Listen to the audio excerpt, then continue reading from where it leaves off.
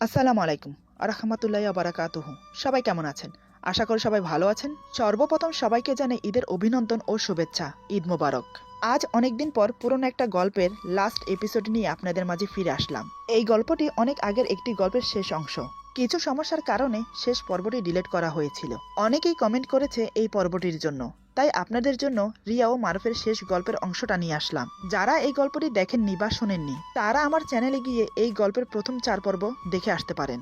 যদিও গল্পের নামটি খুঁজে পেতে আপনাদের সমস্যা হবে, তাই বলে রাখি এই গল্পের প্রথম পর্বের শুরুতে মারুফ নামটি লেখা থাকবে, দ্বিতীয়, তৃতীয়, চতুর্থ অংশে নয়, কারণ তার পরের পর্বগুলো আপনারা পরপর পেয়ে যাবেন, খুঁজতে হবে না। তবে শেষ অংশ অনেক পরে দেওয়ার কারণে উপরে থাকবে এবং তার নাম থাকবে আগের পর্ব মারুফের শেষ কাহিনী। তাহলে চলুন শুরু করা যাক। এভাবে দুজনের মাঝে কথা কাটাকাটি হতে থাকে, কিন্তু আমার রাগ কোনোভাবেই কমে না। কি করে কমবে? আজ দুদিন হলো আমরা কক্সবাজার এসেছি। হোটেল রুম ছাড়া কোথাও ঘুরতে যাইনি, যাবই বা কি করে? উটকো ঝামেলা যে মাথায় এসে পড়েছে। দুপুরের দিকে আমি ফ্রেশ হতে ওয়াশরুমে চলে গেলাম। প্রায় আধা ঘন্টার মতো সময় লাগলো ফ্রেশ হতে। এর মধ্যে কলিং বেলের শব্দ শুনতে পেয়েছিলাম। হয়তো হোটেলের কোনো স্টাফ এসেছে কিছু লাগবে কিনা সেটা জিজ্ঞেস করতে। আধা ঘন্টা পর যখন ওয়াশরুম থেকে বের হলাম, হঠাৎ সামনে দৃশ্য দেখে থমকে দাঁড়ালাম। চোখ বড় বড় করে তাকিয়ে রইলাম সেদিকে। এই আমি কি দেখছি? রাগে ঘৃণায় আমার পুরো শরীর থরথর করে কাঁপছে। আমার চোখ বিস্ফারিত হয়ে ঠিকরিয়ে বেরিয়ে আসতে চাইছে। আমি কল্পনাও করিনি ওয়াশরুম থেকে বেরিয়ে এমন কিছু দেখব। মিথিলা মারুফকে আবার জড়িয়ে ধরেছে কেন? মেয়েটা কি বুঝতে পারছে না বর্তমান ওর স্ত্রী আছে? তাহলে কেন বারবার মারুফের কাছে ছুটে আসছে ও? আসলে ও কি চায়? মিথিলার কথা না হয়ে বাদ দিলাম, সে তার পুরনো ভালোবাসা ফিরে পেতে চায়, তাই সে এমন করছে। কিন্তু মারুফ কেন ওকে জড়িয়ে ধরে আছে? শুধু তাই নয়, চোখ বন্ধ করে সেটা অনুভব করছে। কি বেহাইয়া মেরে বাবা, গায়ে পড়ে নিজের চাওয়াটা পূরণ করতে চাইছে, আর আমারটাকে দেখো ওর ডাকে সাই দিচ্ছে। প্রায় কয়েক সেকেন্ড আমি এভাবে দাঁড়িয়ে দাঁড়িয়ে দেখলাম আর মনে মনে কথাগুলো ভাবলাম, কিন্তু রাগে আমার গা জ্বলে যাচ্ছে। না, এভাবে চুপ থেকে সবকিছু সহ করা আমার পক্ষে সম্ভব না। আমার স্বামীর সাথে বাইরের মেয়ে ফষ্টি নষ্টি করবে আর আমি সেটা দাঁড়িয়ে দাঁড়িয়ে দেখবো? কখনোই না। আমি বললাম, কি হচ্ছে এখানে? আমি কি জানতে পারি? আমার গলার আওয়াজ শোনার সাথে সাথে মারুফ তৎক্ষণাৎ ওকে ছেড়ে দিল, কিন্তু মিথিলা এখনো মারুফকে জড়িয়ে আছে। এটা দেখে আমার আরো রাগ হলো। মারুফ ওকে ছাড়ানোর চেষ্টা করছে, কিন্তু মিথিলা খুব শক্ত করে জড়িয়ে ধরে রেখেছে। এবার আমি এগিয়ে গিয়ে মিথিলাকে ছাড়িয়ে নিলাম। আমি বললাম, কি হচ্ছেটা কি এখানে? আপনি ওকে জড়িয়ে ধরেছেন কেন? মিথিলা বলে, সে কৈফিয়ত কি তোমাকে দিতে হবে? আমি ওকে ভালোবাসি, তাই আমি ওকে জড়িয়ে ধরতেই পারি। তুমি বলার কে শুনি? ভুলে যেও না ওর জীবনে তোমার আগে আমি ছিলাম, তাই আমার অধিকারটা বেশি। আমি বললাম, ও তাই বুঝি? এতই যখন অধিকার ছিল তাহলে ওকে ছেড়ে অন্যের হাত ধরে চলে গেলে কেন? তখন তোমার অধিকার কোথায় ছিল? যখন তোমার জন্য তিলে তিলে কষ্ট পাচ্ছিল তখন তোমার অধিকার কোথায় ছিল? যখন রাত জেগে তোমার জন্য চোখের পানি ফেলেছে তখন তুমি কোথায় ছিলে? তুমি যে বলো ওকে ভালোবাসো, ভালোবাসার মানে বোঝো? ভালোবাসার মানে বুঝলে কখনোই ওকে ছেড়ে অন্যের সাথে চলে যেতে না। মিথিলা বলে, আমি কখন কি করব না করব সেটা আমার ব্যক্তিগত ব্যাপার, তুমি বলার কে শুনি? আর তোমার সাহস কি করে হয় আমাকে জ্ঞান দেবার? তোমার সাহস দেখে সত্যিই আমি অবাক হচ্ছি। এটা ভুলে যেও না আমি মারুফকে ভালোবাসি, ও শুধু আমার থাকবে।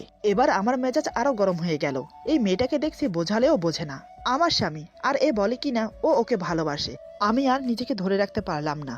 যত জোরে পেরেছি তত জোরে একটা থাপ্পড় মারলাম। আমার থাপ্পড় খেয়ে মিথিলা টাল সামালতে না পেরে 2 পা পিছিয়ে গেল। ফর্সা গালে স্পষ্টভাবে 5 আঙ্গুলের দাগ বসে গেল। সে এবার ক্ষিপ্ত বাঘিনীর মতো আমার দিকে তাকালো। এমন ভাবে তাকাচ্ছে মনে হচ্ছে আমাকে এখনই আস্ত গিলে খাবে।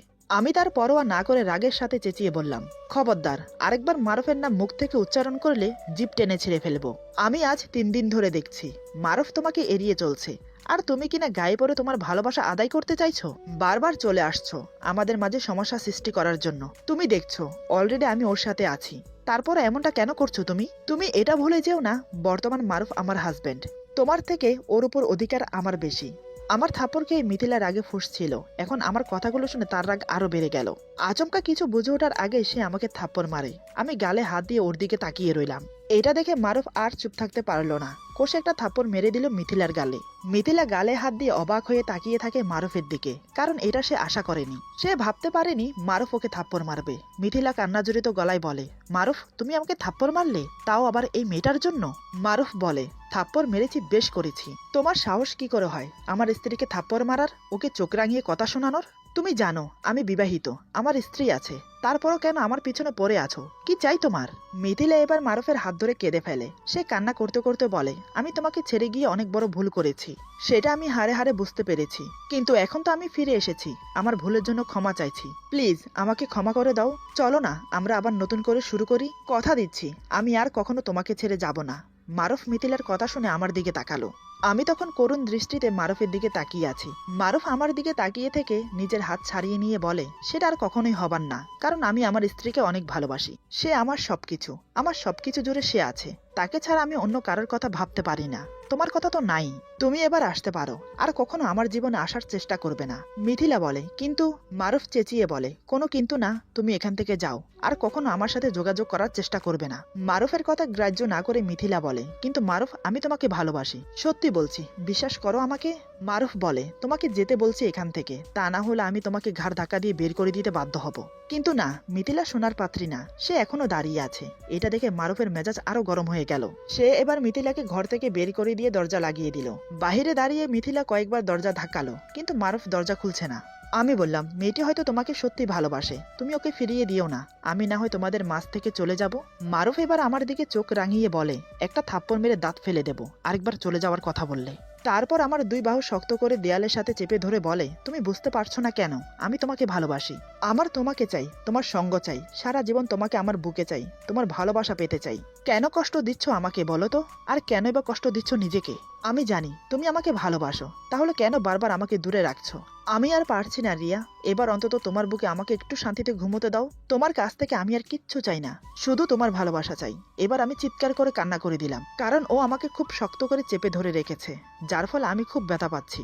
আমার কান্না দেখে মারুফ বুঝতে পারলো আমি ব্যথা পাচ্ছি। সে সাথে সাথে আমাকে ছেড়ে দিয়ে বলে, সরি লক্ষ্মীটি, আসলে আমি বুঝতে পারিনি, এই বলে আমার হাত ধরে। আমি তৎক্ষণাৎ নিজের হাত ছাড়িয়ে বললাম, আমাকে ছোবে না, তুমি আমাকে ভালোবাসো না, তুমি ওই মিথিলাকে ভালোবাসো। তখন তো দিব্যি জড়িয়ে ধরে চোখ বন্ধ করে অনুভব করছিলে। কি ভেবেছো আমি দেখিনি? আমি জানি তুমি এখনো মেয়েটিকে ভালোবাসো।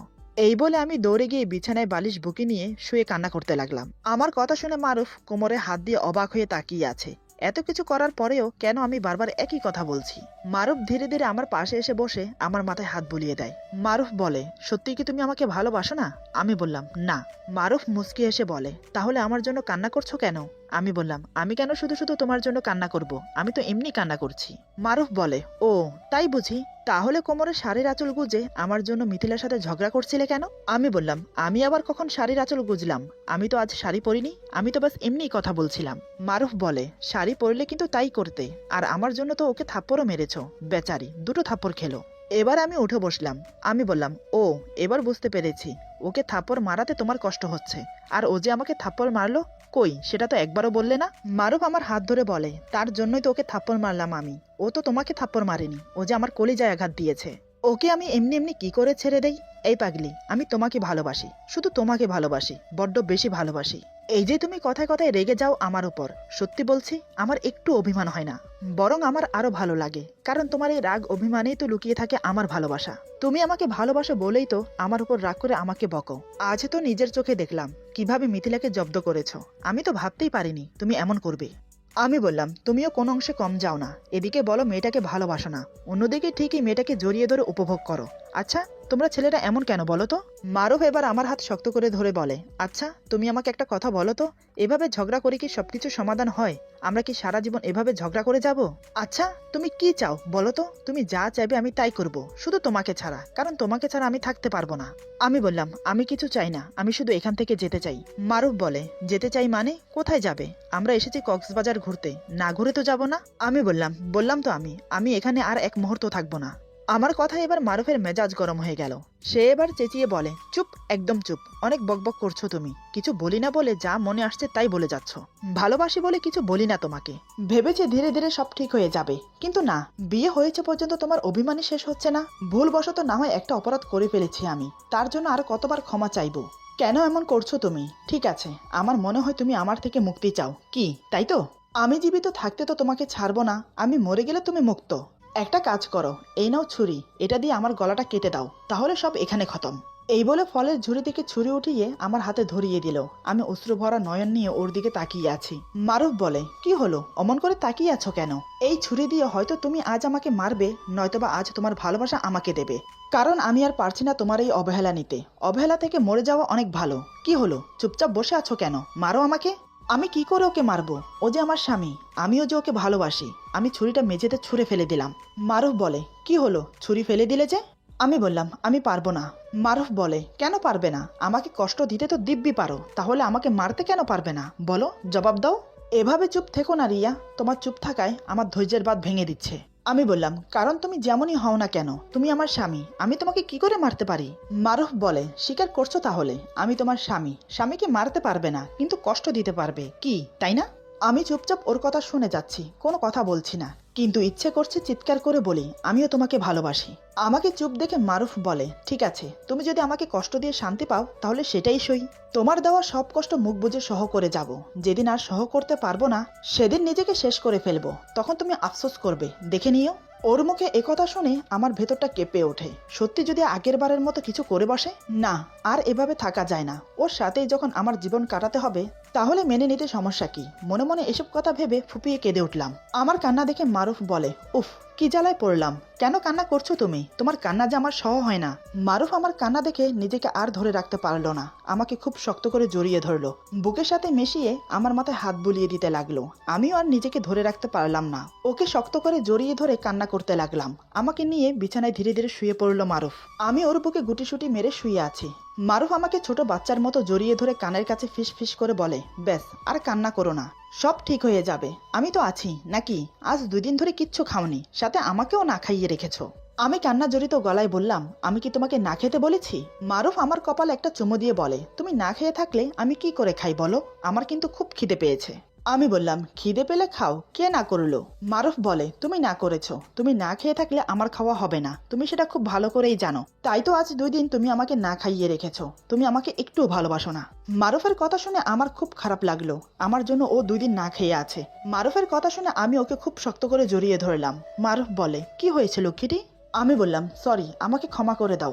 মারুফ আমার মাথা ওর বুকের সাথে চেপে ধরে বলে, হঠাৎ ক্ষমা চাইছো কেন লক্ষ্মীটি, কি হয়েছে? আমি বললাম, আমার জন্য তুমি না খেয়ে আছো তাই। আর মারুফ বলে, আর কি বলো? আমি বললাম, ইয়ে মানে আমিও তোমাকে ভালোবাসি। আমার মুখে ভালোবাসার কথা শুনে মারুফের মুখ উজ্জ্বল হয়ে উঠল। আমার মুখ থেকে ভালোবাসার কথা শোনার জন্য কত কাঠখড় পুড়িয়েছে।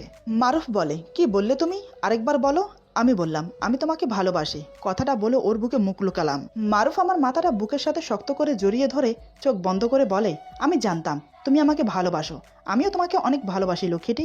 I love you, I love you so much. আমি যে তোমাকে বড্ড বেশি ভালোবাসি। তোমার মুখ থেকে ভালোবাসার কথা শোনার জন্য কতটা যে উতলা হয়েছিলাম তুমি জানো? তুমি জানো তোমাকে একটু ভালোবাসার জন্য, একটু আদর করার জন্য কতটা পাগল হয়েছিলাম? আমি ওর বুকে মুখ লুকিয়ে রেখেই বললাম, জানি তো, রাতে যে লুকিয়ে লুকিয়ে আমাকে আদর করো আমি সব জানি। মারুফ বলে, তাহলে কেন সাই দিলে না আমার ভালোবাসায়? কেন এতটা কষ্ট দিলে আমাকে? আজ এখন তোমার ভালোবাসা দিয়ে আমার সব দুঃখ দূর করে দাও। এ বলে সে আমার কোমর জড়িয়ে ধরে নিজের আরো কাছে টেনে নেয়। আমার সারা মুখে চুমু খেয়ে আমার ঠোঁটে ঠোঁট ডুবিয়ে দেয়। ঠোঁট ছেড়ে ঘাড়ে মুখ গুজে কিস করতে থাকে। আমি বললাম, কি করছো, ছাড়ো এখন। মারুফ বলে, না করো না, আমাকে আদর করতে দাও। এ বলে সে আবার আমার ঠোঁটে ঠোঁট ডুবিয়ে দিল। আমার ঘাড়ে বুকে কিস করতে লাগলো। ওর মুখের গরম নিঃশ্বাস আমার বুকে পড়ছে, তাতেই আমার যেন কেমন কেমন লাগছে। শরীরে অন্যরকম একটা অনুভূতি খেলে যাচ্ছে। ভুলে গেলাম মান অভিমান সব। ওর ভালোবাসা পাওয়ার জন্য ব্যাকুল হয়ে উঠলাম। স্বামীর ভালোবাসা মনে হয় এমনই হয়, স্বামী যেমনই হোক তার ভাগ কাউকে দেওয়া যায় না। মিথিলা যদি আমাদের মাঝে না আসতো তাহলে হয়তো এখনো ওর আর আমার মাঝে কিছুই হতো না। আমি কথাগুলো মনে মনে ভাবছি, এদিকে মারুফ আমাকে পাগলের মতো আদর করছে। আমি বললাম, এই এখন ছাড়ো, রাতে না হয় যা করার করো, কে শুনে কার কথা। মারুফ আমাকে আদর করেই যাচ্ছে। আমি বললাম, এই আমার খিদে পেয়েছে। মারুফ বলে, কেন ডিস্টার্ব করছো লক্ষ্মীটি, আর একটু ধৈর্য ধরো। এই বলে সে আমার সাথে সঙ্গমে লিপ্ত হলো। দুজনেই ভাসতে লাগলাম সুখের সাগরে। এভাবেই আমাদের মিলন হলো। আমরা আরো 2 দিন কক্সবাজার থেকে ঘুরে ফিরে এনজয় করে বাড়িতে ফিরলাম। আমার আর মারুফের সুখের জীবন শুরু হলো। অনেক অবহেলা অভিমানের পর দুজনের মিলন হলো। স্বামী যতই খারাপ হোক, সে যতই অন্যায় করুক, সে যদি তার নিজের ভুল বুঝে একটিবার সুযোগ চায়, আমার মনে হয় তাকে একটিবার সুযোগ দেওয়া উচিত নিজেকে শুধরানোর জন্য। পূর্ণতা পাক সবার ভালোবাসা, এই কামনা রইল। এই গল্পটি এখানে সমাপ্ত। আমি আবারও বলছি, এই গল্পটি অনেক আগের একটি গল্পের শেষ অংশ। কিছু সমস্যার কারণে শেষ পর্বটি ডিলিট করা হয়েছিল। অনেকেই কমেন্ট করেছে এই পর্বটির জন্য, তাই আপনাদের জন্য রিয়া ও মারুফের শেষ গল্পের অংশটা নিয়ে আসলাম। যারা এই গল্পটি শুনেননি তারা আমার চ্যানেলে গিয়ে এই গল্পের প্রথম 4 পর্ব শুনে আসতে পারেন। যদিও গল্পের নামটি খুঁজে পেতে আপনাদের সমস্যা হবে, তাই বলে রাখি এই গল্পের প্রথম পর্বের শুরুতে মারুফ নামটি লেখা থাকবে, দ্বিতীয়, তৃতীয়, চতুর্থ অংশে নয়, কারণ তার পরের পর্বগুলো আপনারা পরপর পেয়ে যাবেন, খুঁজতে হবে না। তবে শেষ অংশ অনেক পরে দেওয়ার কারণে উপরে থাকবে এবং তার নাম থাকবে আগের পর্ব মারুফের শেষ কাহিনী। আশা করি গল্পটি আপনাদের ভালো লাগবে। যদি ভালো লাগে তাহলে লাইক, কমেন্ট এবং সাবস্ক্রাইব করে আমাদের পাশে থাকুন। আপনাদের মতামত জানানোর জন্য তো কমেন্ট বক্স আছেই। ভালো লাগলো, খারাপ লাগলো, মতামত জানাতে কিন্তু ভুলবেন না। সবাই ভালো থাকবেন। আবার জানাচ্ছি সবাইকে ঈদ মোবারক। আল্লাহ হাফেজ।